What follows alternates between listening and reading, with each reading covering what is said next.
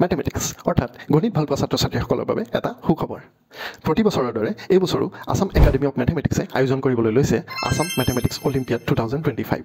এই পৰীক্ষা তিনিটা কেটেগৰীৰ বাবে অনুষ্ঠিত কৰা হ'ব কেটেগৰী 1 ক্লাছ 5 আৰু 6 কেটেগৰী 2 ক্লাছ 7 and 8 আৰু কেটেগৰী 3 আছে ক্লাছ 9 10 আৰু 11 চলিত আগষ্ট মাহৰে 24 তাৰিখে দিনৰ 10 বজাৰ পৰা 1 বজালৈ অসমৰ মুঠ 55টা কেন্দ্ৰত একেলগে এই পৰীক্ষা অনুষ্ঠিত কৰা হ'ব অন্যান্য পুৰস্কাৰৰ লগতে আসাম মেথমেটিক্স অলিম্পিয়াড 2025 ৰ ফলাফলৰ ওপৰত ভিত্তি কৰি সিলেক্টেড ক্যান্ডিডেটছক এই বছৰৰে ডিসেম্বৰ মাহত অনুষ্ঠিত হ'বলগীয়া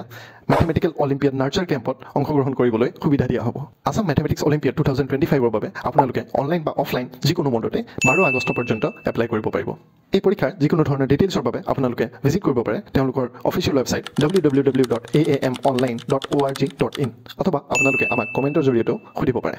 শেষত সকলো ছাত্ৰ ছাত্ৰীলৈ বেষ্ট উইশেছ